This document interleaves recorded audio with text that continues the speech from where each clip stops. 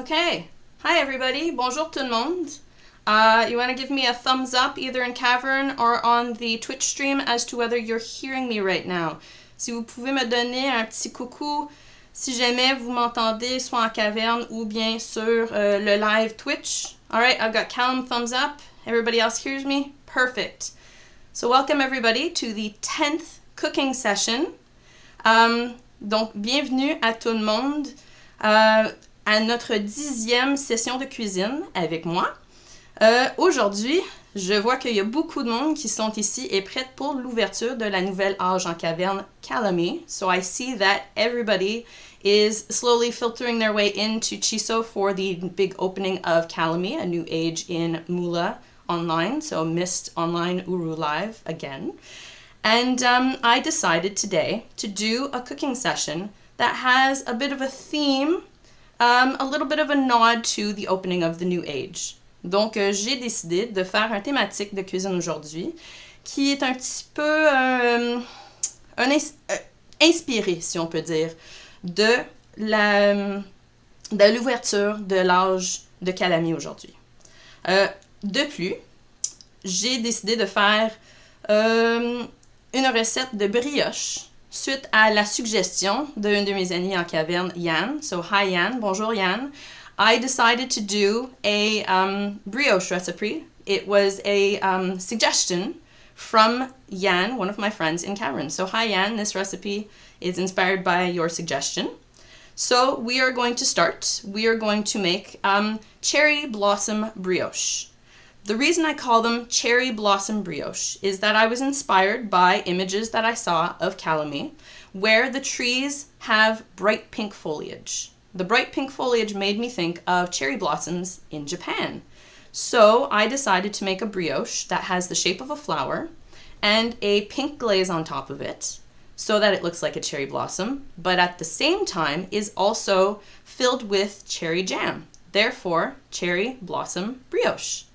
Donc, ma recette aujourd'hui, je vais faire des brioches inspirées par des images que j'ai vues de Calamy, où est-ce que les arbres sont munis de feuillages qui sont rose fluo, rose vif, qui m'ont inspiré, m'ont donné cette image de cerisier au Japon, qui sont très très roses en couleur.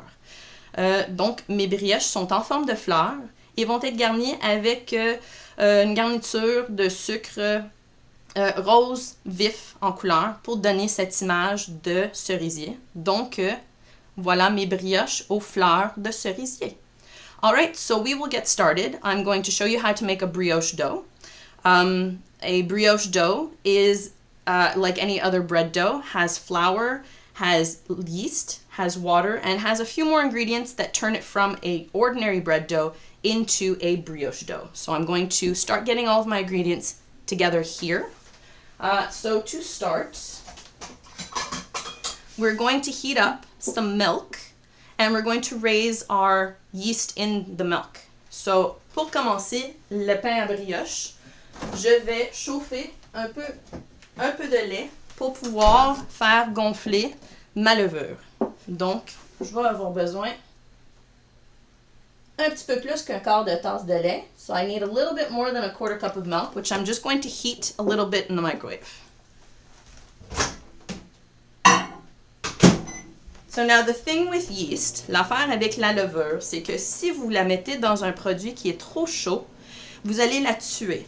So the thing with yeast is that you have to be careful not to put it into a liquid that is too hot. Because if the temperature is too hot, you're going to kill your yeast, and that's not a good thing. So, we don't want the temperature of our milk or our water or any other liquid to be above 110 degrees Fahrenheit. Si vous avez à chauffer un liquide pour pouvoir faire gonfler votre levure, vous voulez pas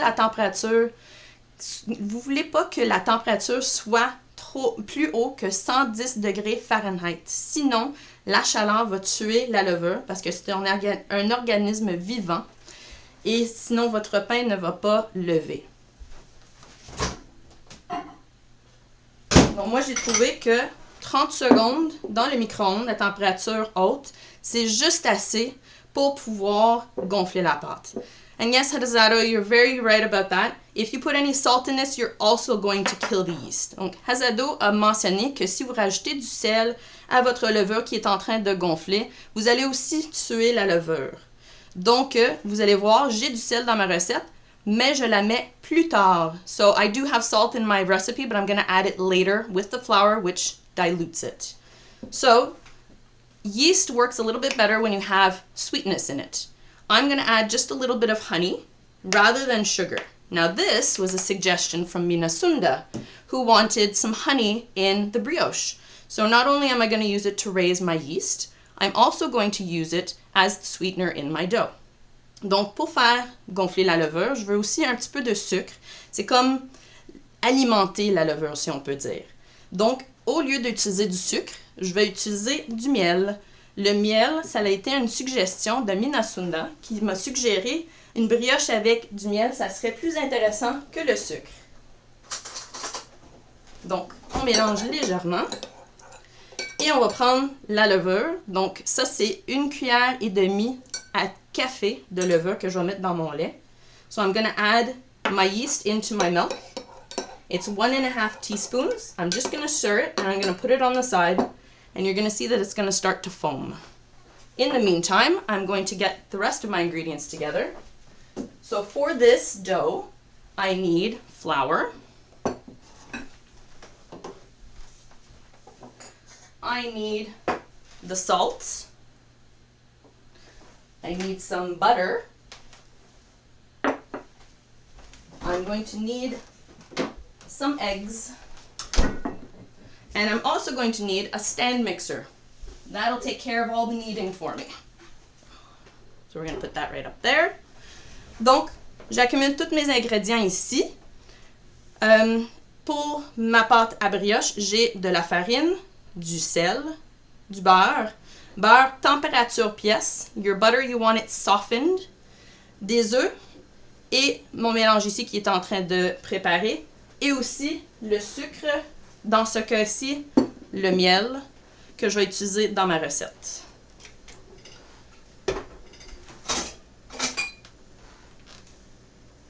Je mets le tout dans mon batteur à socle éventuellement et la machine va faire le travail pour moi, qui est très important.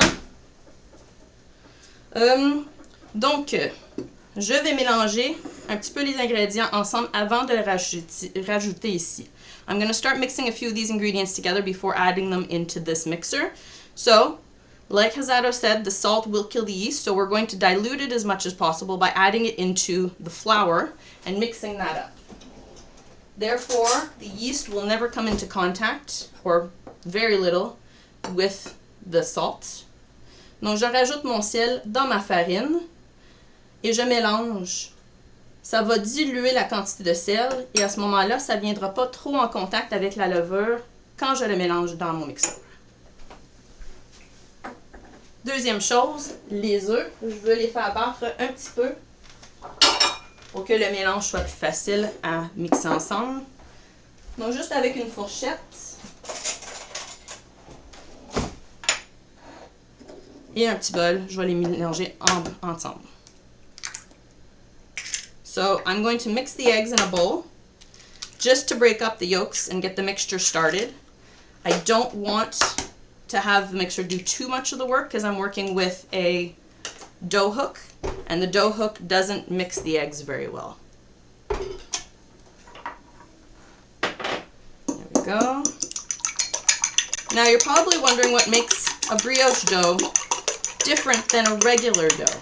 So a brioche dough is an enriched dough. So what that is if you think of a bread dough is very basically flour, yeast, salt, and water. Sometimes no salt. It depends on the recipe. When you want to make a brioche dough, you're enriching that basic dough with other things. So specifically a brioche dough is enriched with eggs, it's enriched with butter, and it's enriched with sugar. You can make a savory brioche without the sugar, but you would have it done with just the eggs and the butter. And you'll see the butter is going to get mixed in after the dough starts to combine. Donc, pour vous expliquer un peu qu'est-ce qu'une une pâte brioche, si vous ne connaissez pas ça. Une pâte brioche, à la base, c'est une pâte à pain qui est enrichie avec des ingrédients. Donc, votre pâte à pain à la base est faite avec farine, avec levure, peut-être un peu de sel, peut-être que non, dépendamment de la recette, et de l'eau. Une pâte briochée est enrichie avec des ingrédients. Donc, dans mon cas ici, enrichie avec des œufs, du beurre, du sucre. Vous avez des pâtes briochées qui sont pas sucrées, sont salées au goût. Et à ce moment-là, on n'a pas le sucre dedans. Donc, la quantité de farine va changer dépendamment de tous ces ingrédients. Donc, vous voyez ici, I don't know if you can see, but my yeast is now nice and foamy. That means that it's very much active. So, I'm ready to start mixing this up. Donc, vous voyez ici que ma levure commence à gonfler vraiment. Elle est moussante pratiquement. Ça veut dire que ma levure est bel et bien active et vivante. Donc, je vais continuer avec ma recette. Ça, c'est un autre petit truc. Si vous n'êtes pas sûr de votre levure, si vous pensez peut-être qu'il est trop vieux ou bien que votre liquide était trop chaud, la meilleure chose à faire, c'est de ne pas mélanger la levure dans le restant de vos ingrédients. Faites-le comme j'ai fait ici, avec votre liquide et un peu de sucre. Si vous ne voyez pas que ça gonfle, à ce moment-là, vous savez que la levure est morte et vous pouvez commencer avec une nouvelle enveloppe, une nouvelle batch, la levure fraîche. À ce moment-là, vous pouvez continuer avec votre pain. So, this is an important thing here, is I don't ever mix my yeast directly into my recipe. I always mix it with a little bit of warm liquid and sugar to see if it's active. That way, I know that if the yeast is not active, the only thing I will have ruined is this little batch here, rather than wasting all the rest of my ingredients. If I find that the yeast doesn't activate the way that I have here, it doesn't get frothy, then the only thing I lose, the only thing I throw out, is this little tiny batch of stuff here. Yes, spam chat does kill yeast. Let's get rid of that. Alright, so we're going to start mixing up our ingredients here. So we have the eggs. We're going to put those into the mixer.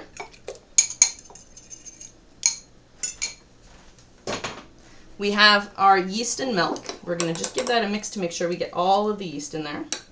I'm going to add that to the mixer.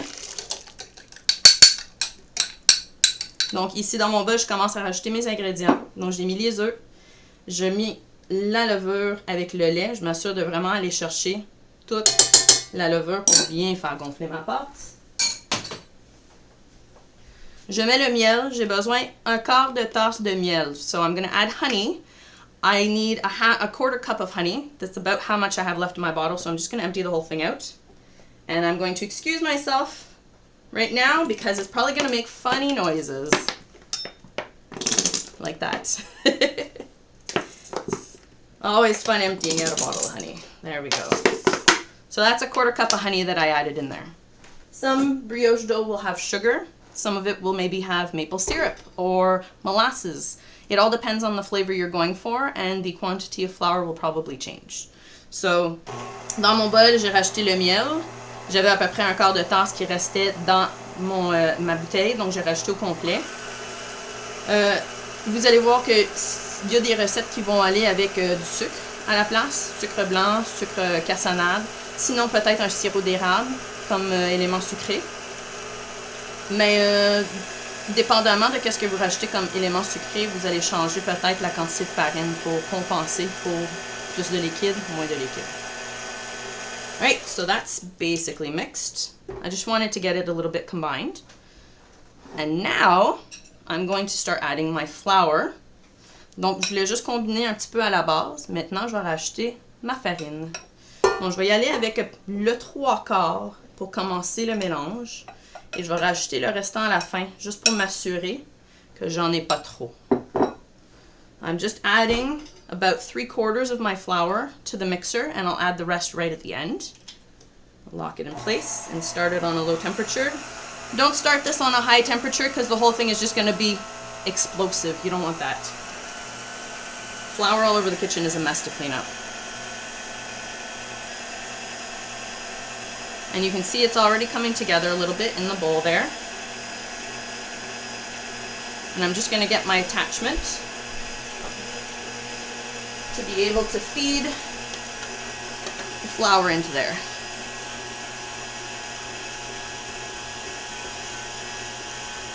And you start hearing a little difference in the noise as the flour starts incorporating. And you can see a little bit the ball of flour or the ball of dough coming together. Then I'll start adding the rest of the spoonfuls of flour in there. Donc, vous voyez, la pâte, elle commence à prendre ensemble. Donc, je vais commencer à rajouter le restant de ma farine là, ici dans le bol. Et j'enlève l'attachement.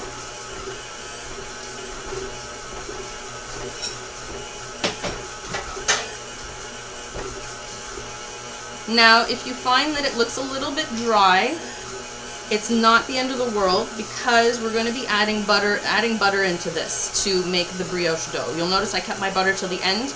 I add this in a little bit at a time. Donc, si vous trouvez que votre pâte est un petit peu farineux, un petit peu sec, vous ne pouvez pas emmener ensemble dans une boule homogène, il n'y a pas de problème. Vous allez rajouter les cubes de beurre et ça va tout emmener la pâte ensemble. Donc, mon beurre ici, température pièce, vous voyez qu'il est vraiment mou. Je vais les rajouter sur le côté et ça va s'incorporer tranquillement pas vite dans ma pâte briochée. Pas besoin d'attendre que tous les cubes soient incorporés un par un. Vous pouvez en rajouter quelques-unes à la fois, mais pas le bol au complet. So you can add these in a few at a time. You don't have to wait and do them one by one until it's completely incorporated. I'm just going to turn up speed a little bit. I'll tell you a funny story. I was preparing my recipe last week for the photos and to test out the ingredients and stuff. And my mixer decided to come apart. Meaning the bowl separated from the base and I could no longer knead with it.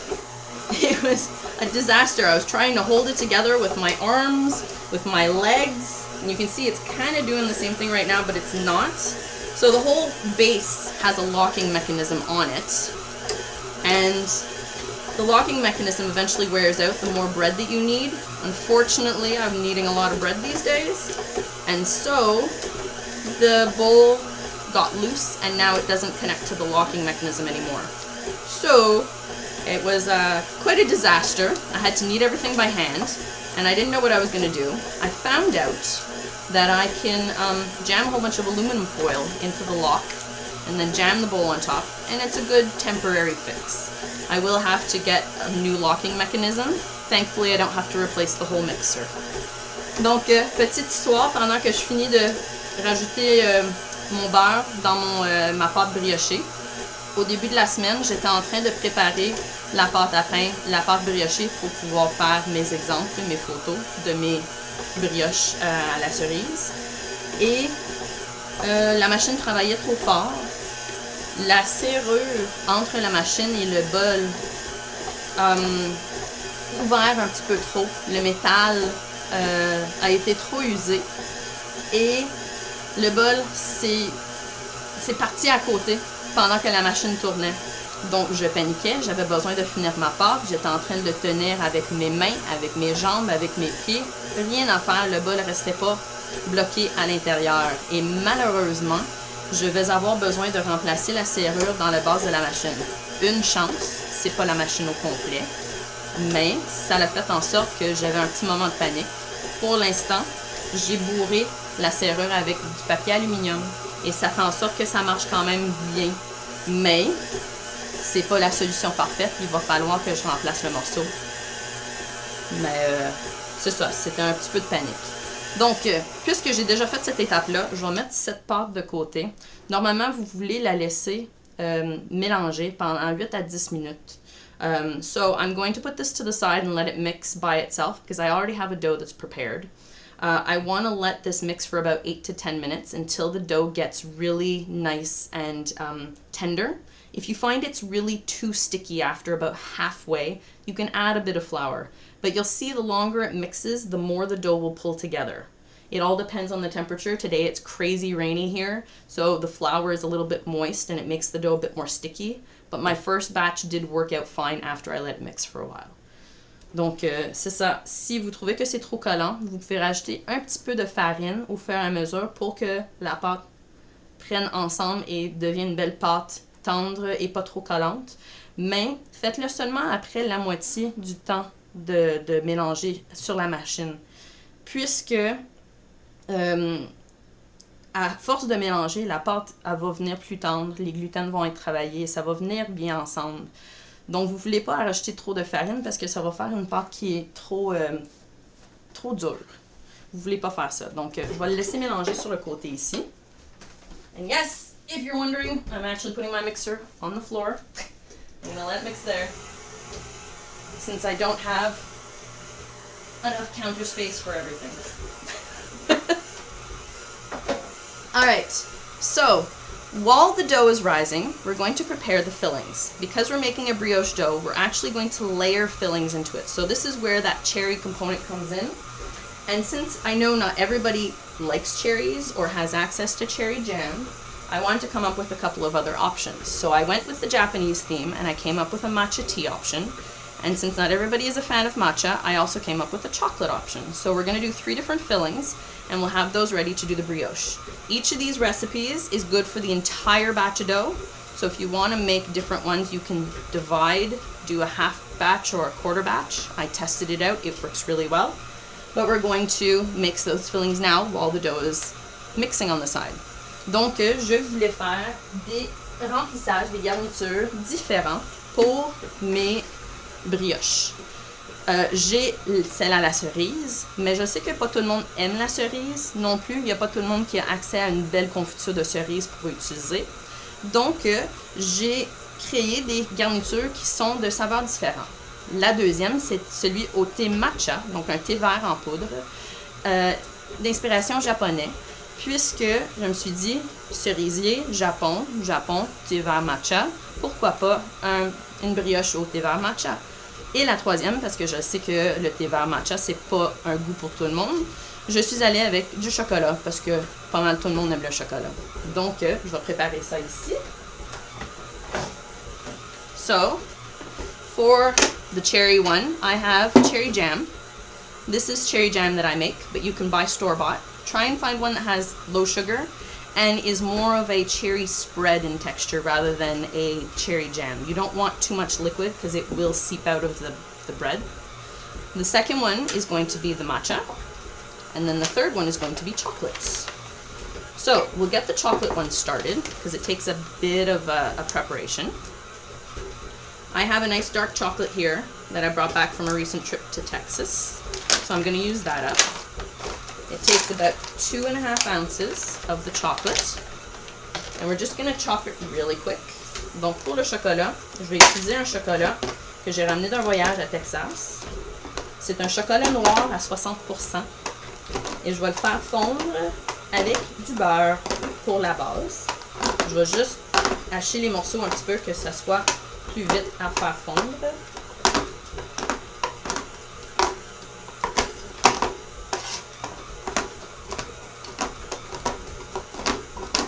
There we go. Now that is going to go into a bowl with some butter.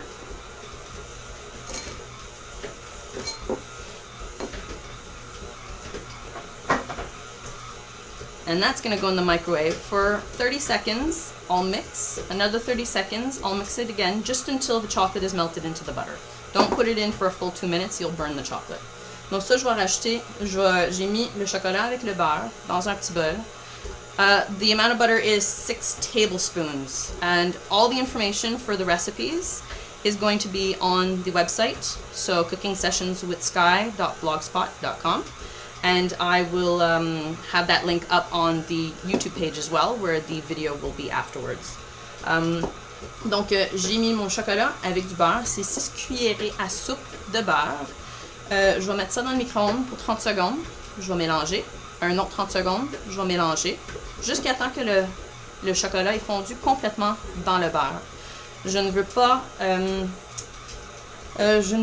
le faire cuire pour 2 minutes au complet parce que je vais faire brûler mon chocolat.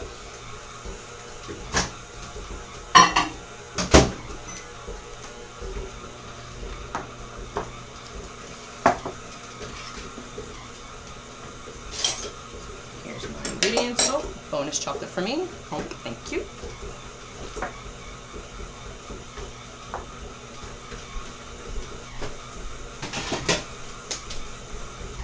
Just gonna wipe the extra chocolate off of here. There we go. So while that's melting, we'll start with the second one.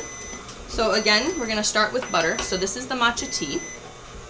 And this is room temperature softened butter. This one here is 5 tablespoons, if I'm remembering that correctly. And in this, we're gonna add 1.5 tablespoons of matcha tea powder. So matcha tea powder is available in a lot of grocery stores and tea stores and things like that. You can buy them online as well. Any kind that you prefer works in this case. Don't use super expensive matcha tea in this. Use the cheap stuff that you can find. That'll work. And we're going to add sugar into this.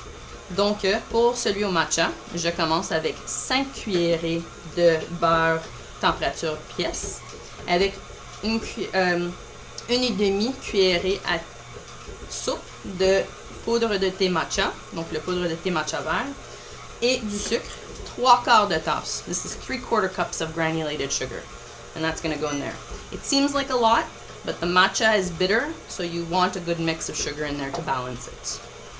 Donc ça semble être beaucoup de sucre, mais je vous dis que le matcha a un goût un petit peu plus amer, donc on veut vraiment plus de sucre pour pouvoir balancer la saveur.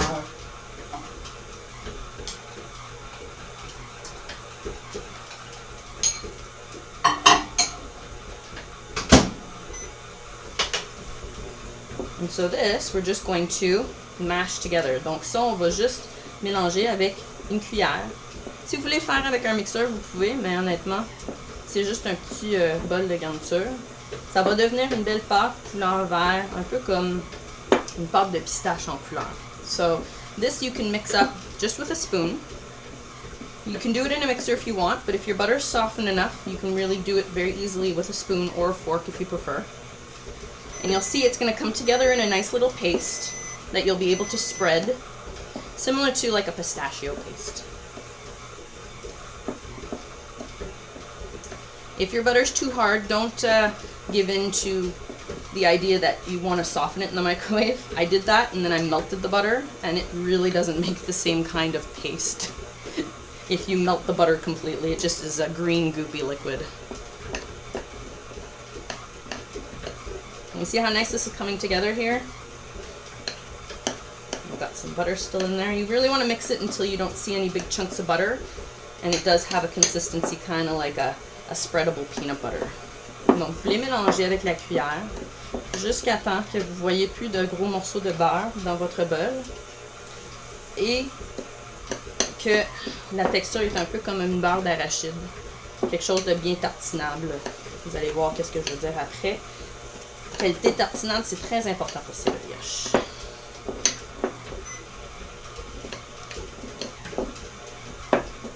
Et voilà, ça semble être pas mal prêt. You see, that's got a nice texture to it there.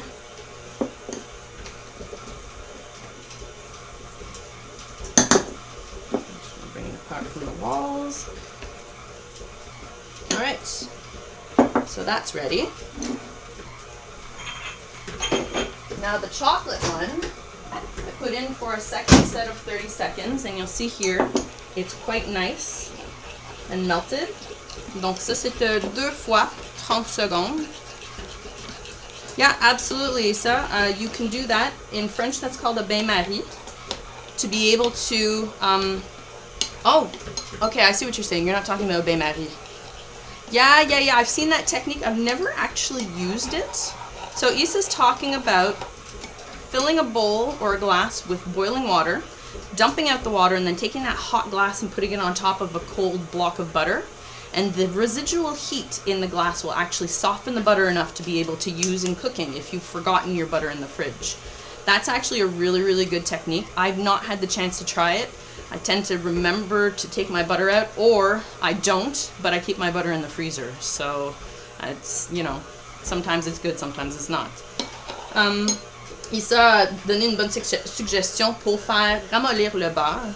Ça vient de sa grand-mère. Vous prenez une tasse, remplissez-le avec de l'eau bouillante, videz l'eau Et après ça, vous retournez la tasse chaude sur le bloc de beurre qui est trop dur encore pour travailler.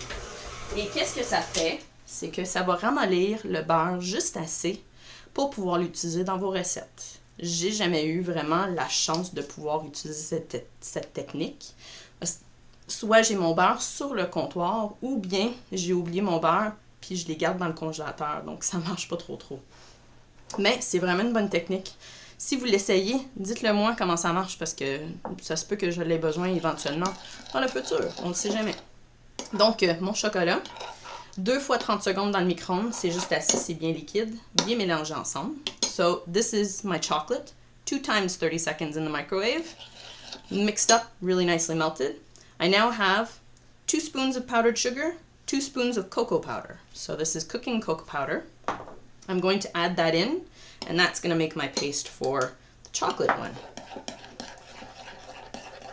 Donc ça, c'est 2 cuillerées de chocolat, de poudre de cacao, donc celui-là, et 2 cuillerées de sucre en poudre.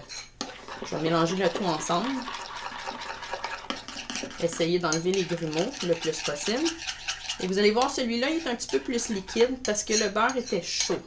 Donc ça, je vais vouloir le laisser refroidir un petit peu avant de l'utiliser. Ça va me donner une qualité qui est un petit peu plus tartinable.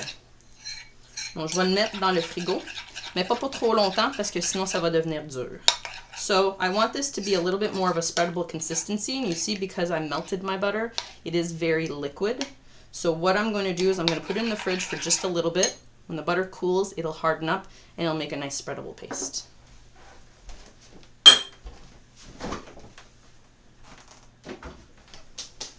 And so those are my 3 toppings. The jam is all ready. I have one that's open. And this is the same jam that I used when I made the scones last fall, I think it was. So this is a homemade cherry jam from my cherry tree at home. If you look here, this has a nice spreadable texture. So this is what I'm talking about. If you want a jam that is good for using in these brioche, you want something that's a little bit more of a like puree. You want something spreadable. You don't want something that's too liquidy or too sugary either, because that'll change the flavor of these. So I have a couple of jars from my cherry tree, and I'm just going to show you that. Here is.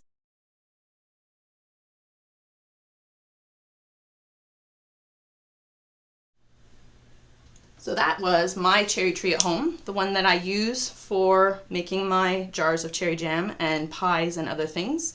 It's a Evans cherry tree. It's a variety that is created to grow in colder climates. So here in Canada, we can't grow cherry trees with pink blossoms, or at my latitude, we can't grow cherry trees that have the pink blossoms. The ones we have white blossoms, and the cherries are more sour, but they're excellent for cooking with. And these ones, when you leave them on the tree long enough and the birds don't get them, they do sweeten up enough to be edible, and they're really, really tasty. So, ça c'est ma confiture de cerises que je vais utiliser. Je pense que je vous ai montré la confiture quand j'ai fait les scones en automne de l'année passée.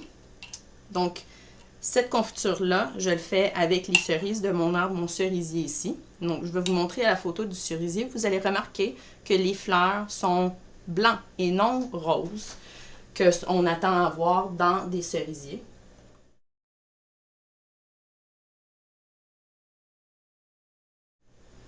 Et la raison pour ça, c'est que les cerisiers ici au Canada, à notre latitude, on ne peut pas pousser les arbres avec les cerises, les cerisiers qui ont les fleurs roses. C'est trop froid.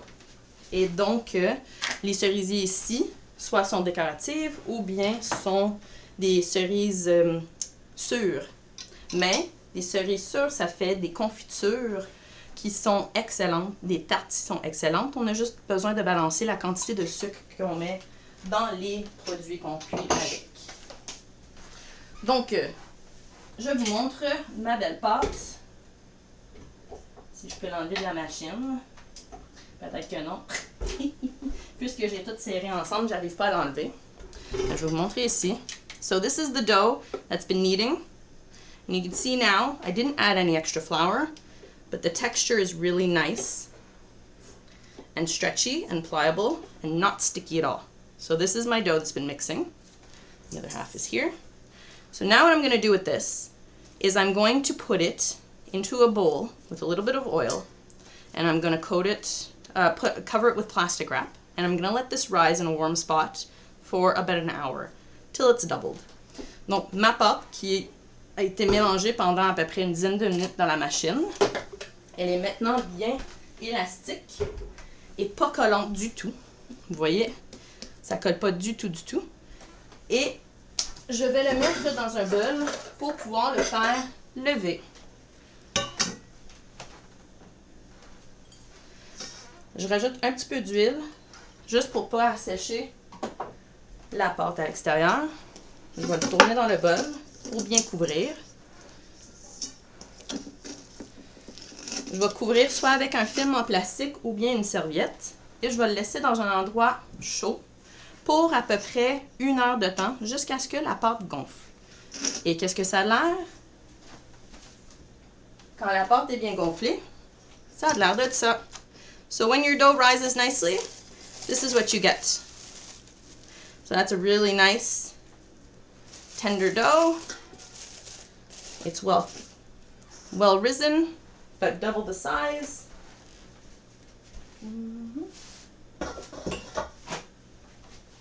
And so we're ready to work with this now. So I'm going to set up for rolling out my brioche, and I'll show you how to make really beautiful brioche buns that are complicated looking but easy in execution.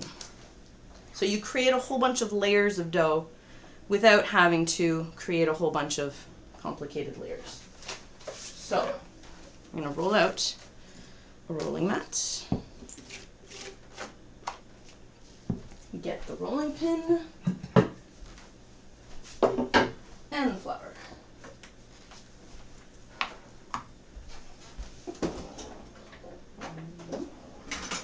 Now the first thing to do with this dough, la première chose à faire avec la pâte, c'est on va enlever un peu l'air dedans. Donc on donne un bon coup de poing. So the first thing I'm going to do is I'm going to get rid of some of this air, the extra air. I'm going to give it one good punch right in the middle like that, and you'll see it's going to start going down a little bit. Then I'm going to take a pastry scraper or my fingers, and I'm going to transfer this right onto my board. There we go. And I want to divide this into 4 pieces. Donc, j'ai sorti ma pâte du bol. Je la mets sur ma surface.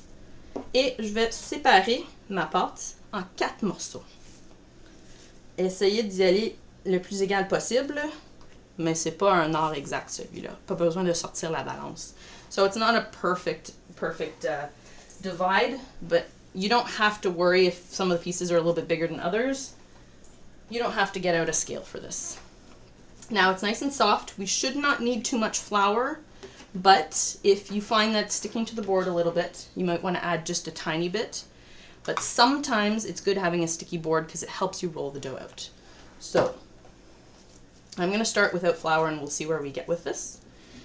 Je veux pas mettre de farine pour commencer parce que je veux essayer d'utiliser la planche collante pour pouvoir garder ma pâte en place. J'essaie de rouler un rectangle d'un cercle et c'est souvent pas si facile. Je vais voir au fur et à mesure si j'ai besoin de rajouter un petit peu de farine. So I'm trying to roll a square or a rectangle out of a circle. So I'm going to try and stretch it out to start. I want to roll this out until it's 8 inches wide by 15 inches long.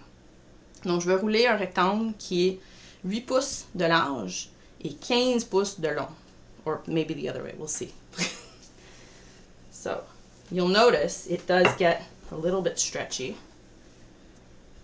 And actually, it's not sticking at all. So I'm really happy I didn't put any flour. Donc, la pâte ne colle pas à mon rouleau du tout en ce moment, que je suis très contente. Donc, j'en rajoute pas et je le laisse coller naturellement sur ma surface qui va m'aider à rouler quelque chose qui ressemble le plus possible à un rectangle.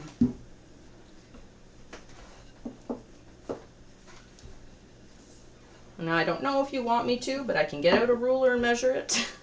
I've been known to do it before. I do have some measurements on here. So let's say this is 8 inches. That's about 8 inches already. And then we're going 15 is this to here. So we still need a little bit in length. So we're going to keep going. Yeah, I know, Babel. This thing here is really handy. It's a silicone mat. You can buy them in cooking shops. It's really nice for being able to clean up a work surface that's covered in flour afterwards, because I can just stick this into the sink full of water. I keep it rolled up in a drawer. And what's great about it is if you're working with something that's a lot more fragile, it also can go in the oven up to 450 degrees Fahrenheit, which means you can actually bake on it as well, which I've done before. So now, donc Babel est en train de dire c'est super le petit matelas que j'utilise ici, le matelas en silicone que j'utilise pour rouler ma pâte.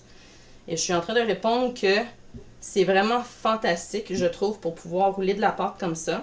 Parce que si j'ai la surface enfarinée, j'ai juste besoin de rouler ça et le mettre dans l'évier pour pouvoir le nettoyer. Mais qu'est-ce qui est intéressant aussi, c'est que si je travaille quelque chose qui est un petit peu plus fragile, que j'ai peur de casser en transférant sur une plaque à pâtisserie, mais le silicone peut aller dans le four jusqu'à 450 degrés Fahrenheit. Donc, à ce moment-là, ça, je le transfère carrément sur ma plaque à biscuits et je peux ensuite le mettre dans le four. Okay, so, there we go. We're at a little bit longer. Almost 15. Okay, we'll say that's good. Does that look like a rectangle? Does everybody agree that that's kind of the closest I can get to a rectangle? On peut tout dire que c'est pas mal le plus proche que je peux faire avec un rectangle de pâte. Bon, donc c'est ça, la pâte. Donc je vais vous montrer celui avec la confiture de cerise. On va travailler sur le long ici. Donc, ma confiture, je commence avec 2 bonnes cuillerées. So I'm going to do the cherry one, since that's my theme today. So I'm going to add 2 big spoonfuls. I'm going to take my spatula, and I'm going to spread that out, and I'm going to leave an edge on the side here about an inch wide without jam on it. And that's going to help me seal up the final roll that I'm going to use. So I'm going to go up to this point here. Donc, je suis en train de tartiner maintenant avec ma confiture à la cerise. Et vous allez remarquer que sur le rebord ici, en longueur, je vais laisser un côté nu. Et la raison pour ça, c'est que ça va m'aider à coller le rouleau ensemble avant de former les brioches avec. Si vous mettez de la confiture, ça va juste... Ça va sortir de partout. Et c'est vraiment important de garder ce rebord-là pour pouvoir coller et sceller le rouleau ensemble pour le résultat final. And I think I'm missing just a bit there, so I'm going to add a tiny bit more.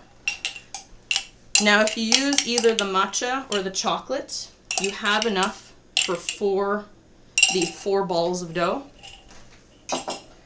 The cherry jam, I'm kind of going by eye just because I have a jar I can work with.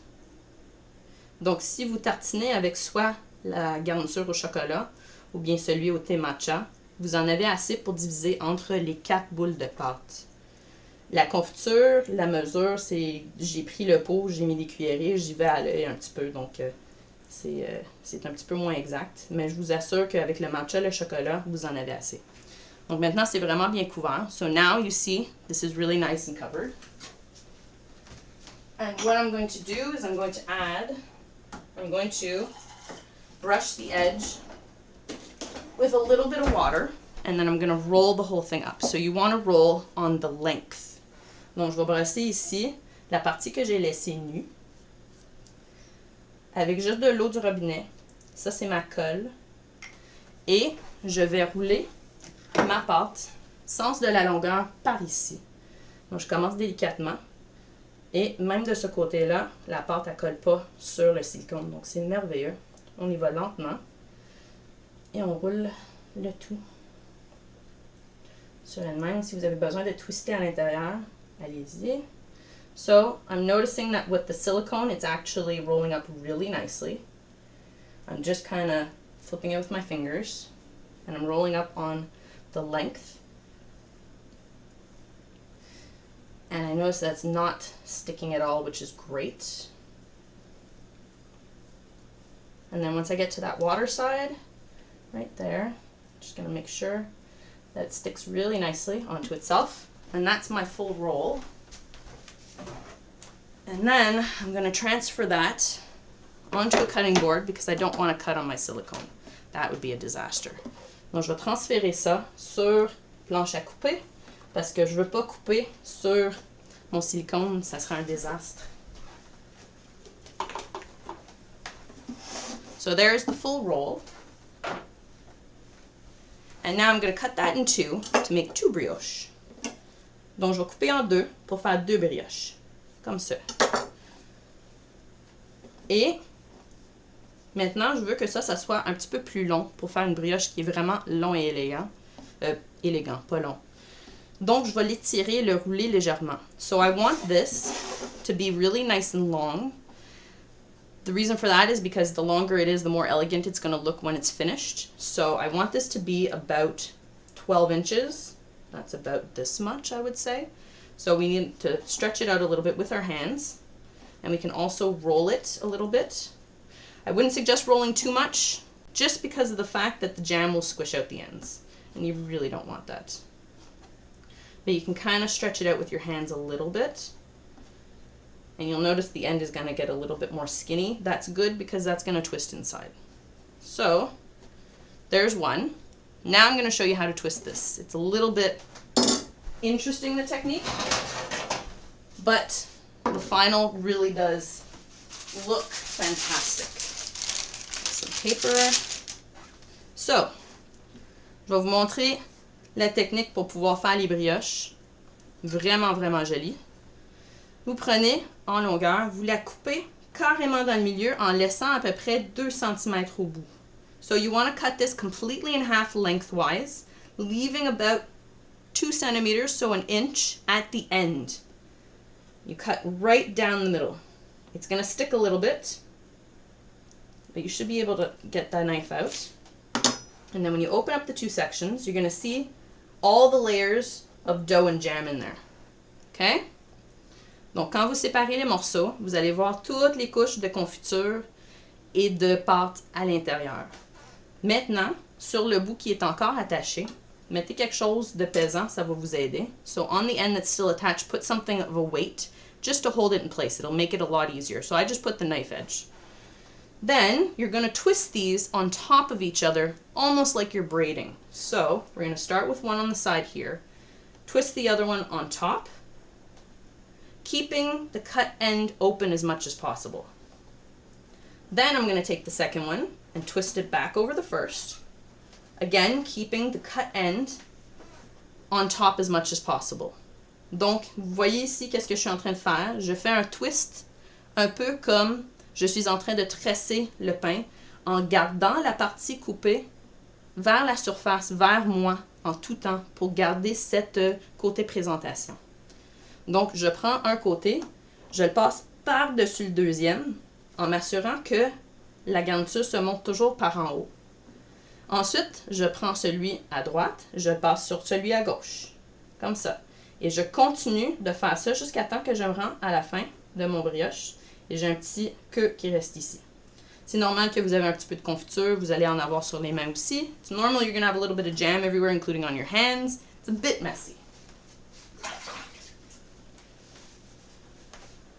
To finish this up, we're going to twist it into a wreath. So, I'm going to take one end, like this, and twist it into itself, and then take the other end and twist it into itself.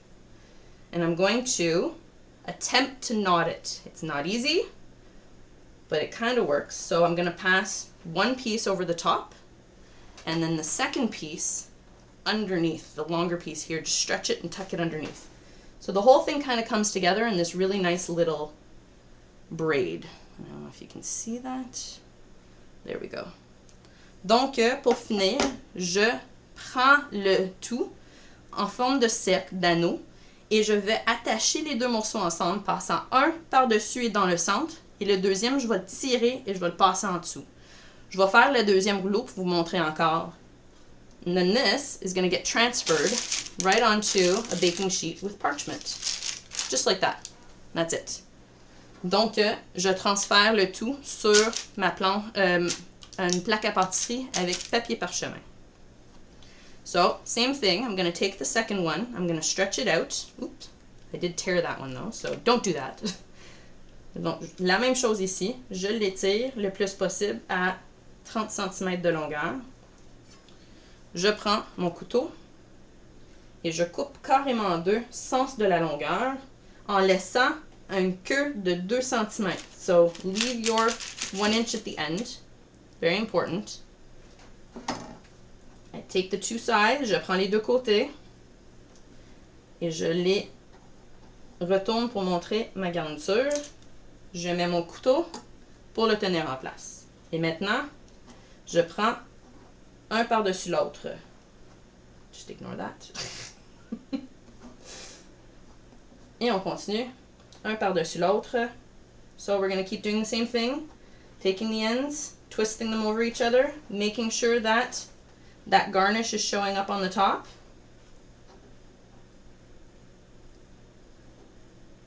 And then get to the end like this. I'm going to take the other end and twist it together. Donc, je prends les deux côtés maintenant que tout est tressé ensemble. Je le tourne en anneau sur elle-même, comme ça. Et je vais passer un morceau par-dessus et le deuxième en dessous pour comme faire un nœud.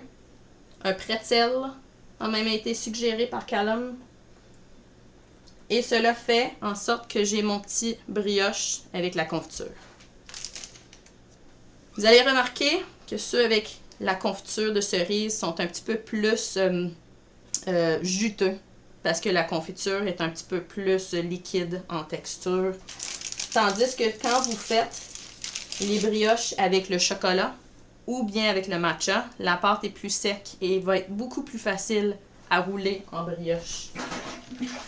So you'll notice that the cherry brioche are going to be a lot more messy to work with because the jam is much more liquidy, gooey. If you work with the chocolate filling or if the matcha filling, it's a spread and so it's a lot drier. You'll notice that the dough is a lot easier to work with.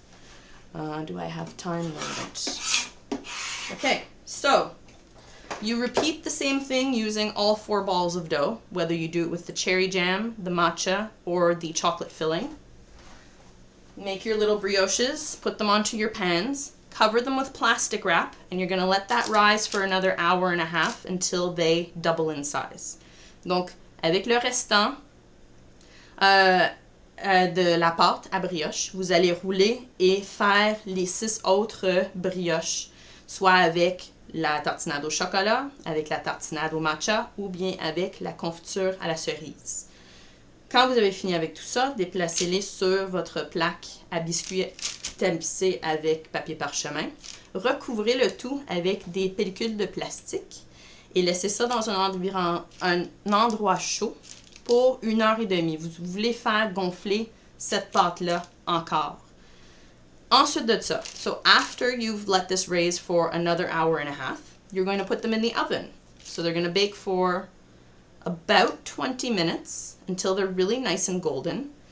And to do that, you're going to make a little bit of an egg wash. So just a beaten egg with some water. Brush that on top and put it in the oven. 20 minutes at 350 and then they will be finished. Donc, pour finir les brioches, quand ils sont levés pour la deuxième fois, vous allez faire une dorure avec un œuf et un petit peu d'eau, mélangez ensemble. Brossez-le sur les brioches pour les faire dorer. Et vous allez enfourner à 350 degrés Fahrenheit, donc c'est 180 Celsius, pour à peu près une vingtaine de minutes jusqu'à temps qu'ils soient bien dorés. Pour finir les brioches, so to finish the brioche, I'm going to move this out of the way and show you what the finished product looks like. Because I made some, And I'm going to put them, I think, on a plate. Hang on.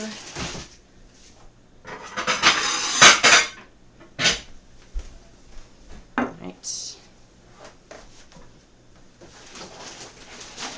So the finished brioche, when it's done baking, will look something like this.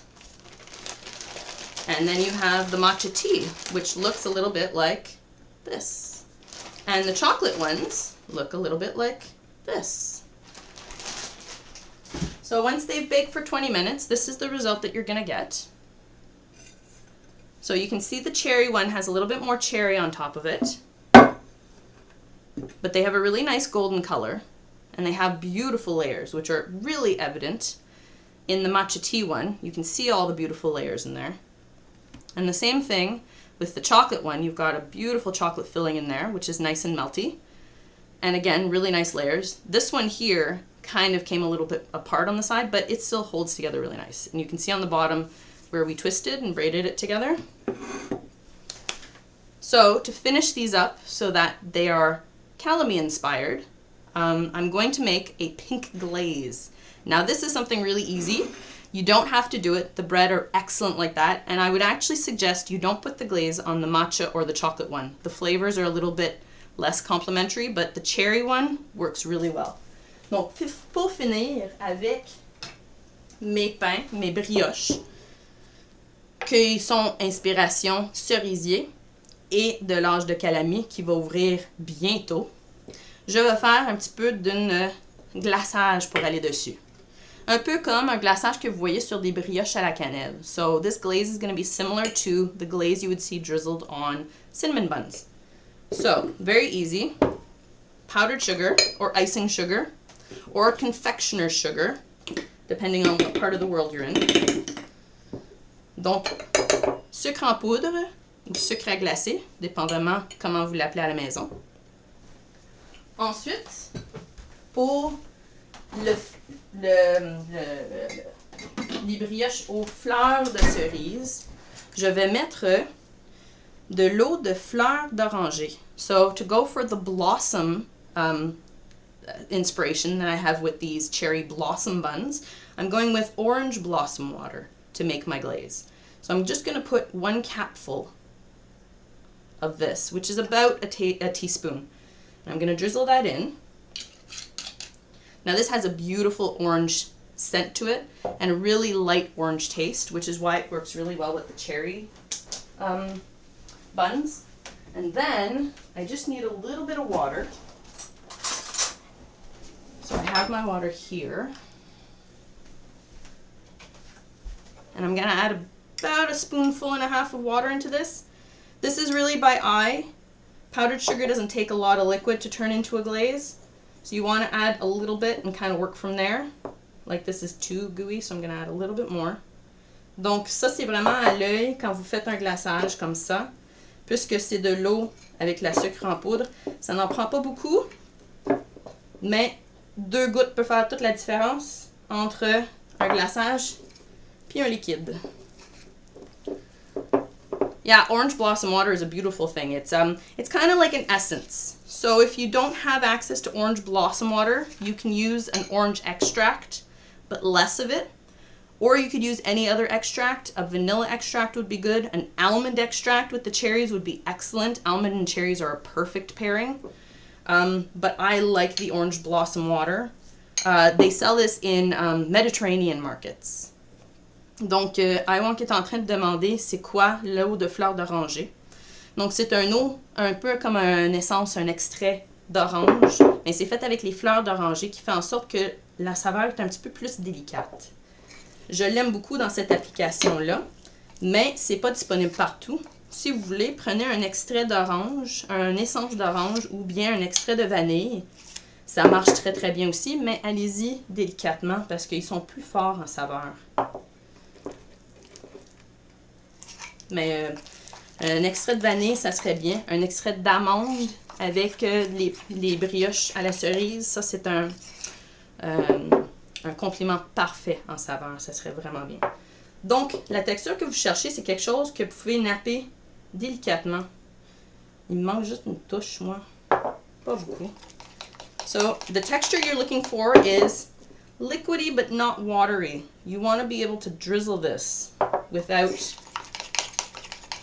making a mess. You don't want big goopy lines. You want just delicate. It's a very delicate process. Like cherry blossoms, it's a very delicate thing. There we go. So this is the texture you're going for. You want it to be drizzly. Like that. Okay? Now, pink, obviously. Cherry blossom. Unless you're a real fanatic of using natural things, you could do a beetroot something or other. Not a big fan of beets. I have red food coloring. Shall we say? It's the lazy way, but it works. And you don't want a lot. You don't want this to be red. You want it to really be pink.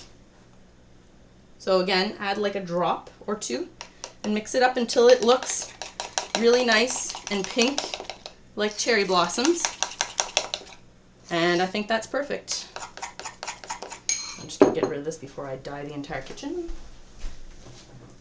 Donc, pour fleurs de cerisier qui sont roses et non blancs, comme moi, vous pouvez utiliser un colorant alimentaire. Allez-y une goutte à la fois. Vous ne voulez pas en mettre trop parce que ça va devenir rouge trop vite. Vous voulez vraiment y aller délicatement avec la couleur. Et je vais juste enlever ça avant que ma cuisine ait l'air d'un scène d'un meurtre. Don't get any on your hands because then you'll get it everywhere and it's going to look like a murder scene in your kitchen, which is not good. And so, to finish the buns, you're going to take your cherry brioche and you're going to drizzle it. I think murder kills everything I want, honestly. It's going to be a theme there. You're going to take your glaze and just like you would on cinnamon buns, you're going to drizzle that right over your cherry brioche, just like that. And so you get a pink blossom cherry brioche, which looks absolutely awesome with, shall we say, the foliage in calamis. Let's see.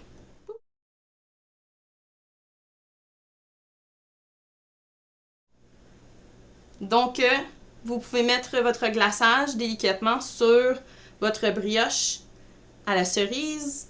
Ça fait en sorte que ça donne une couleur vraiment vif, rose, et ça donne l'impression que c'est comme des cerisiers et inspiration de calamis. Donc, vous voyez, ça ressemble un petit peu au feuillage des arbres de calamis, comme ça.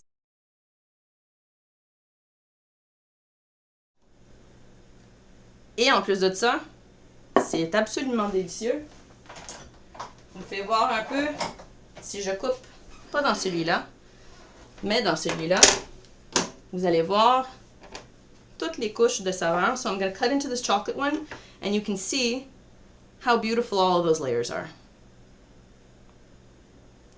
And so, there you have it, the cherry blossom brioche, inspired by today's opening, which is happening in about 52 minutes. So I hope everybody's really excited. I know I am. But now I have a kitchen full of dough that needs working. And I'm gonna have a kitchen full of brioche in about 2 hours. So if anybody wants some, I'm definitely gonna have more than I can eat. Donc, vous avez votre brioche aux fleurs de cerisier. Inspiration de l'ouverture de calamis aujourd'hui. Donc, ça va commencer dans un petit peu plus de 52 minutes. J'espère que tout le monde est excité. Moi aussi, je le suis. Mais en ce moment, j'ai de la pâte dans la cuisine pour à peu près 2 heures de travail. Et si jamais il y a quelqu'un qui veut venir manger des brioches, j'en ai en quantité industrielle. So, thank you everybody for tuning in. And for anybody else who happened to tune in because they're at the opening in Chiso, I do this every month on the first Monday, and the recipes are always interesting and new and sometimes themed by the cavern. So, merci à tout le monde d'être venu. Je dis bonjour à tout le monde dans la bibliothèque Chiso. Si c'est votre première fois à regarder la diffusion en direct, je fais ça à tous les premiers lundis du mois. Des nouvelles recettes, souvent des affaires qui sont inspirées par la caverne, et vous allez pouvoir trouver toutes les recettes en ligne, incluant la vidéo que je viens de faire. Donc merci et à la prochaine tout le monde!